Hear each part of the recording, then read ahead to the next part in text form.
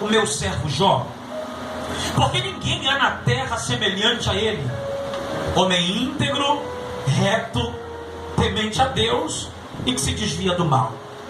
Então respondeu Satanás ao Senhor e disse: porventura teme Jó a Deus em vão? Porventura não cercaste tu a ele, sua casa e tudo quanto ele tem? E a obra das suas mãos abençoaste, e o seu gado se tem aumentado na terra. Mas estende agora a tua mão e toque em tudo quanto ele tem, e verás se ele não blasfema de ti na sua face. Disse o Senhor a Satanás: eis que tudo quanto ele tem está na sua mão, somente contra ele não estenda a sua mão. E Satanás saiu da presença do Senhor. E você diga amém. Amém. Fique com a sua Bíblia aberta, tome teu assento se você puder. Glória a Deus. Aleluia. Glória a Deus. Meus irmãos, me empresta a sua atenção para que eu possa compartilhar o seu coração esta palavra da parte de Deus. Quantos ainda querem ouvir a palavra? Diga amém. Olha para cá.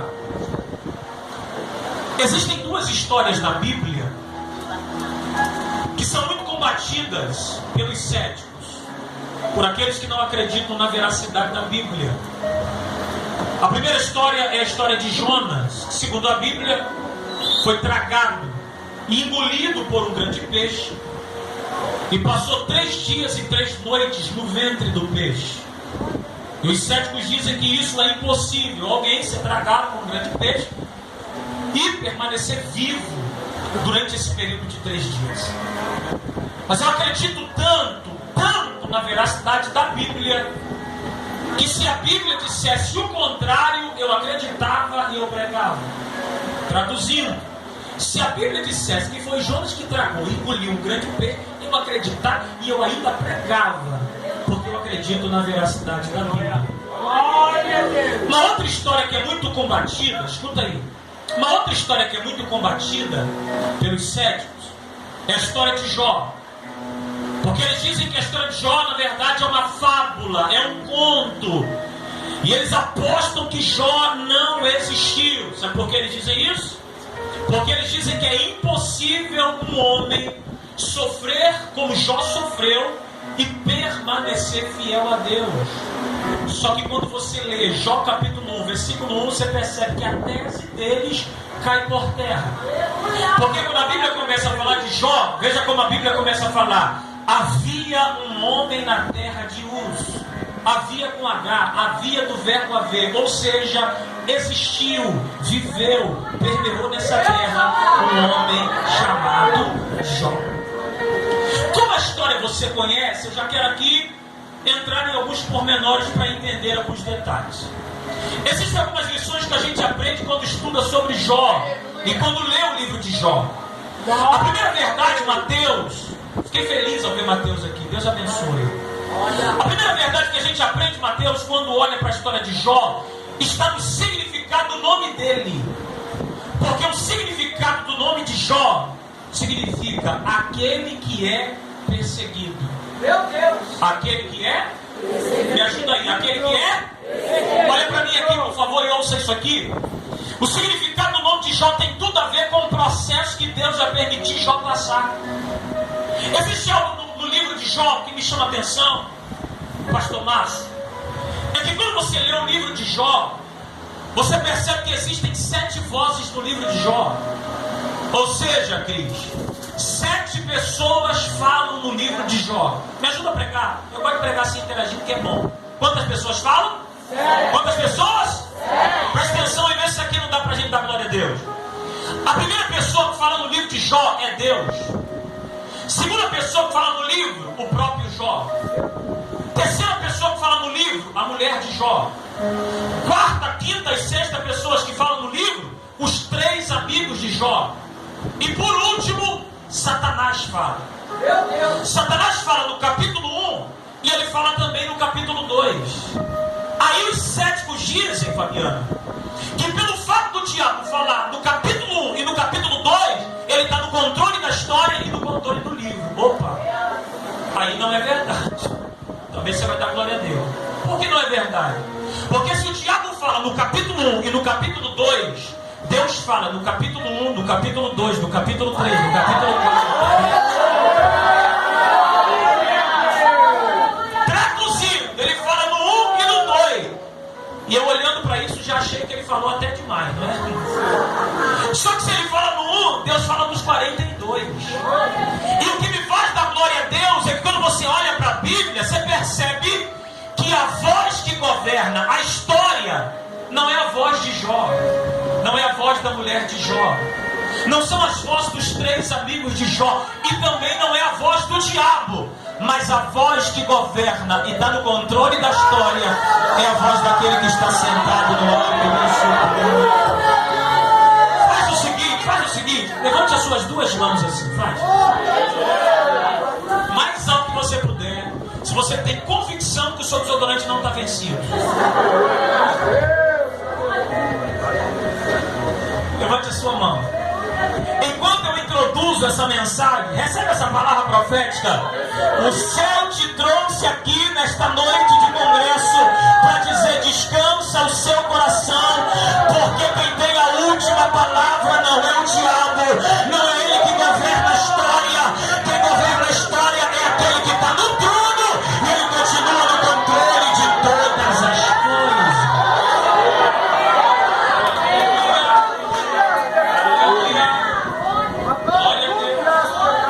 Então vamos lá. É Deus que governa. Rapidinho, para esse versículo, você pensar que está começando. Escuta aí. Existem 5 áreas da vida de Jó que foram atingidas pelas calamidades que Deus permitiu vir sobre a vida dele. 5 áreas da vida dele. Ouça. Primeira área da vida de Jó que foi afetada: suas finanças. Segundo, sua família. Terceiro, sua saúde. Quarto, seu casamento. Quinto, seus amigos. Existe um detalhe que a Bíblia fala sobre Jó. Eu vou falar isso, como diz um pregador amigo meu: vai vir com gosto de bezerro assim, mas é de Deus. Quando a Bíblia começa a falar de Jó, ela começa a falar no versículo 1. Lê comigo para você não achar que eu estou inventando. Olha o que está escrito na sua Bíblia aí. Vamos lá? Capítulo 1, versículo 1. Eu vou assim, tranquilo, fique em paz, mas no final vai dar certo. Em nome de Jesus, tá? Acompanhe a hora da Bíblia agora. Vamos lá. Capítulo 1, versículo 1. Olha o que está escrito aí. Olha o que está escrito aí. Havia um homem na terra de Uz, cujo nome era... Agora a Bíblia vai dar 4 qualidades para ele. Veja a Bíblia. E era este homem íntegro, reto, temente a Deus e desviava-se. Diga comigo: íntegro e reto. Dá para melhorar. Diga: íntegro e reto. Olha para mim. Integridade e retidão faziam parte do caráter de Jó. Não estou complicado, você já está aleluia, viu? Diga comigo: caráter. Fica tranquilo que eu vou falar. Diga: caráter. O que é caráter? Caráter é aquilo que eu sou, que eu faço, que eu pratico quando ninguém está me vendo.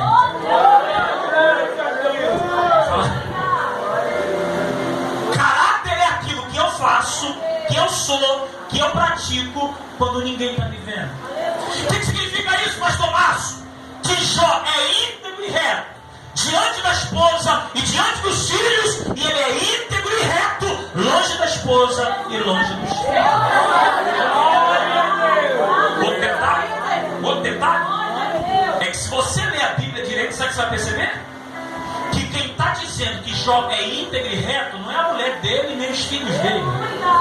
Quem está dizendo que ele é um homem de caráter é o próprio Deus. É o próprio Deus que está dando o testemunho de Jó. Aí quando eu li isso aqui, eu entendi o quê? Que caráter vale mais do que talento. Quem quer ouvir, diga amém. Me ajuda a pregar. A minha cunhada é psicóloga. E ela me ensinou que tudo que a gente repete, a gente grava com mais facilidade. Diga comigo: caráter vale mais do que talento. Olha para mim, tem muita gente com talento, mas muita gente sem caráter.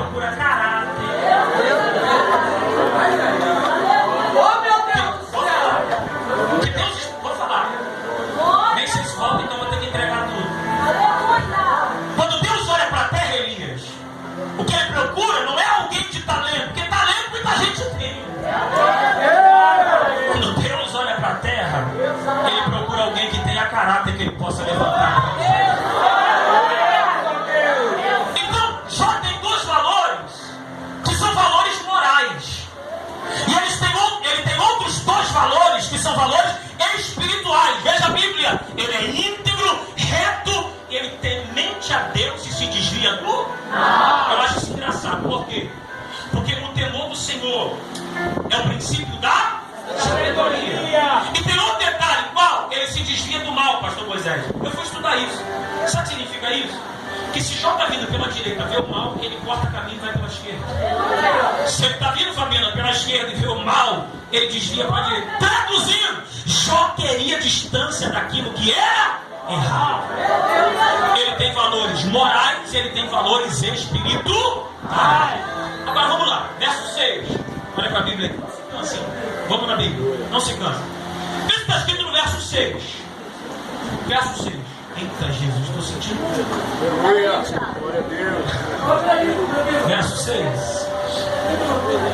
Capítulo 1, versículo 6. Olha aí, rapidinho. Fecha a Bíblia não, deixa aberto. Está escrito assim. E num dia em que os filhos de Deus vieram apresentar-se perante o Senhor, veio também Satanás entre eles. Vamos lá? Quem veio entre eles? Eu não tenho que falar o nome dele não. Quem veio entre eles? O pitifúrio, o sete pele, o cão, olha pra porra. Ele veio. Agora presta atenção nisso aqui, por favor. Ouça, Mateus. Quando a Bíblia diz que os filhos de Deus vieram apresentar-se perante Deus, quem são os filhos? São os anjos. Os anjos se apresentaram diante de Deus e Deus está fazendo uma espécie de reunião com seus anjos. E no meio da reunião, Mônica, apareceu alguém que não foi convidado para estar lá. Quem chegou? Satanás. Quem chegou? Satanás. Deus parou a reunião, escuta isso, a Bíblia que você dá glória. Deus parou a reunião, olhou para os anjos e perguntou, olhou para Satanás e perguntou, melhor dizendo, da onde você vem? Ele respondeu assim, ó, de rodear a terra e passear por? Vou estudar isso aqui. Quando Satanás responde de rodear a terra e passear por ela, pega isso aqui. Ele está dizendo, eu estou rodeando a terra, esperando uma brecha na vida de alguém aonde eu possa fazer o mal. Existe algo que eu faço quando eu estou pregando que a minha esposa não gosta que eu faço. E eu só faço quando ela não vem. Hoje ela não veio, então eu vou fazer. Por que ela não gosta? Isso. Olha para alguém que está do lado dele. Olha para ele. E diga assim para ele, esta noite, Deus está nos dizendo, é tempo de tapar as brechas. Eu aprendi lendo isso aqui, pastor Márcio. Isso aqui é muito sério. Missionário Luciano. Que para Satanás tentar me destruir, ele não precisa de muita coisa. Ele só precisa de uma. Mas eu vou falar um negócio aqui rasgado.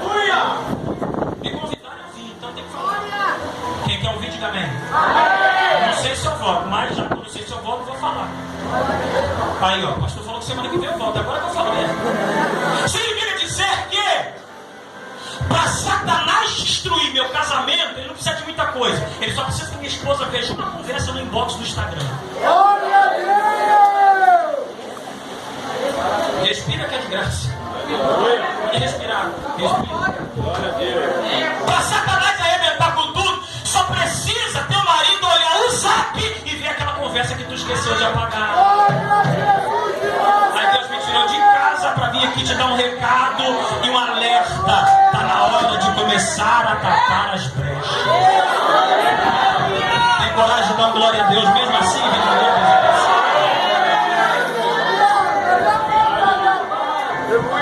de vez em quando tem mais coragem de falar algumas coisas para cá.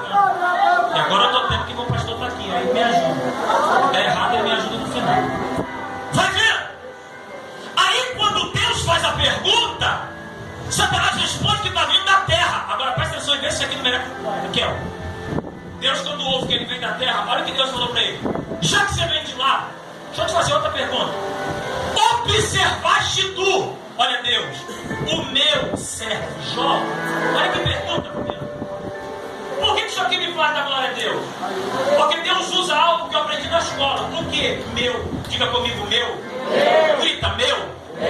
A gente aprendeu na escola que meu é pronome possessivo. Então Deus está dizendo para Satanás, existe um crente na terra que é íntegro, reto, temente a Deus e que se desvia do mal. Só que tem um detalhe. Qual? Ele é meu. Ele é meu. Ele é meu.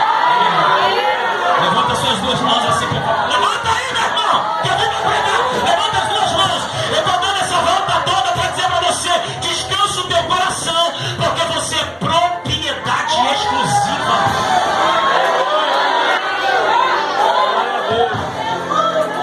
Deus está dizendo, ele é meu. Segura. Calma, Batista.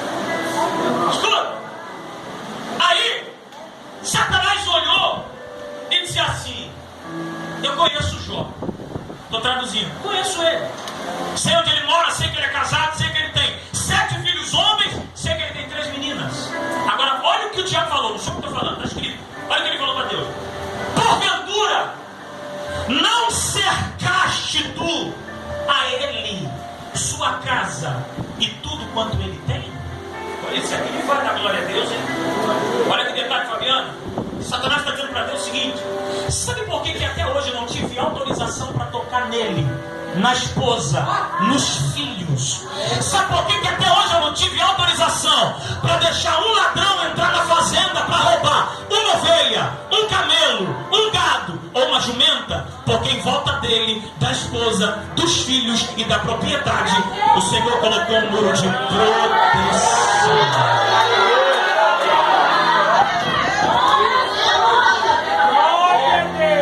Faz assim com as duas. Eita, faz assim com as duas. Estou sentindo Deus nessa palavra. Levanta mais, ó. Pode levantar, que é coisa boa. Levanta as duas, porque uma só é para o café. Receba essa palavra profética. O céu está dizendo para você aqui esta noite: pode deitar a cabeça no travesseiro e descansar em paz. Por quê? Porque 1000 podem cair ao teu lado, 10.000 podem cair à tua direita, mas você, tua casa, tua família não serão atingidos, porque nem o mal te sucederá e nem praga alguma chegará na tua casa, porque você está debaixo de proteção de Deus. Alguém pede, pode abrir a boca para dar alguém.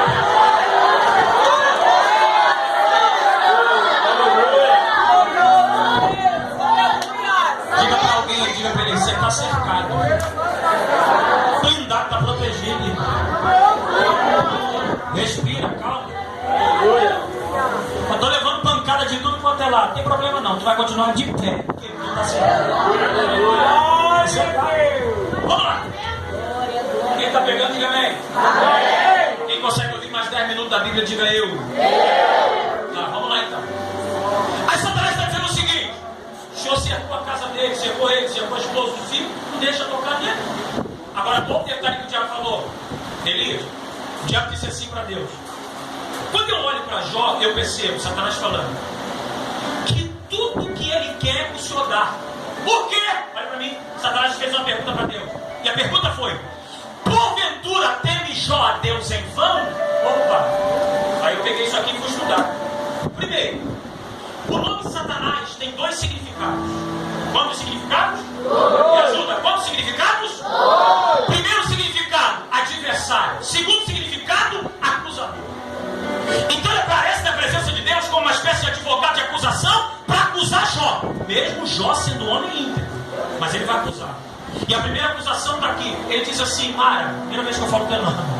Ele diz assim: porventura teme Jó a Deus em vão? Opa, sabe o que ele está dizendo? Tudo que ele quer o Senhor dá. Ele é abençoado, a esposa é abençoada, os filhos são abençoados. Aonde ele coloca a mão, o Senhor faz prosperar. Traduzindo, Jó era o homem mais rico da sua geração. Vamos lá, vamos lá, vamos lá. Glória a Deus. Sabe o que significa dizer? Significa dizer que se Jó vivesse hoje, ele seria o Bill Gates dessa geração.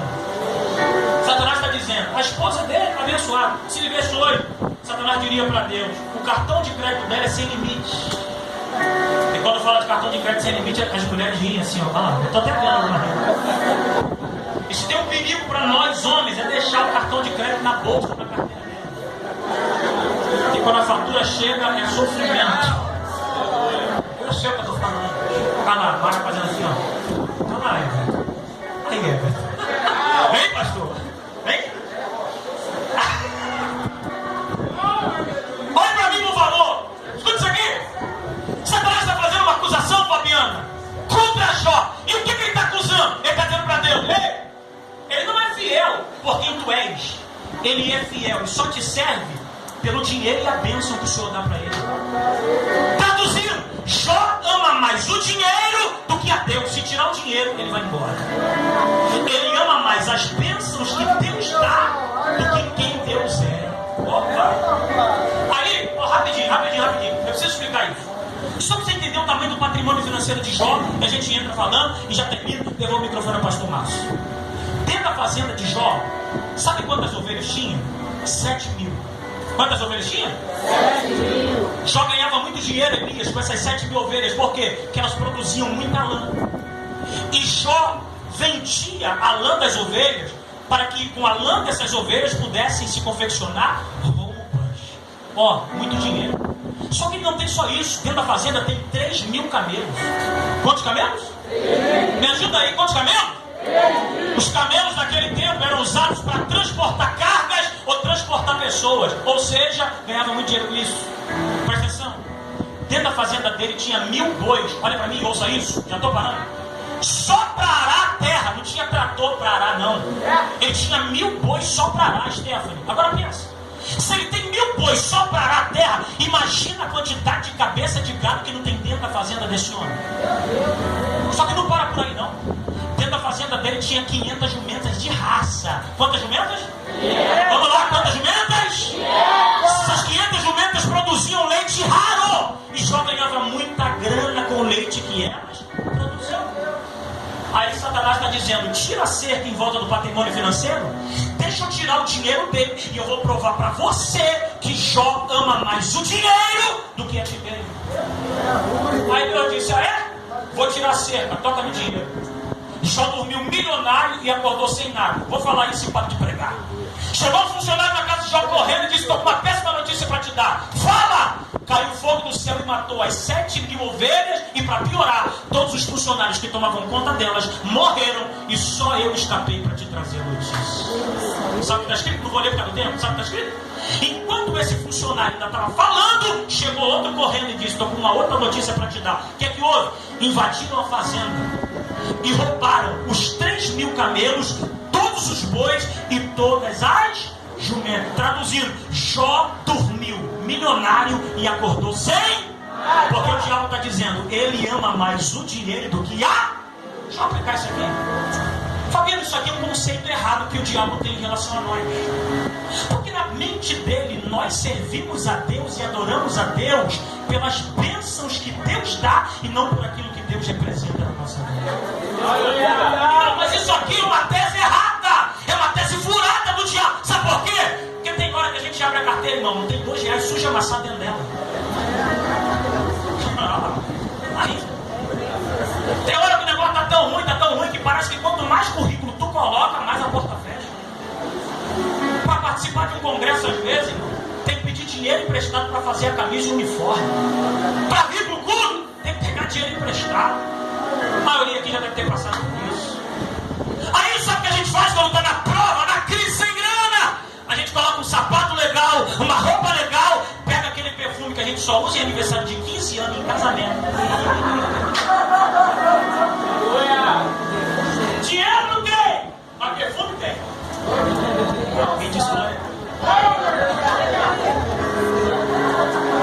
Aí tu pega a Bíblia e vem pro culto. Aí alguém que não serve a Deus vê você passar, sente o cheiro do teu perfume espetacular, deve olhar para tu e deve dizer, o crente, pelo cheiro do perfume deve estar abençoado até o tutano. Aí eu digo, sabe de nada, inocente.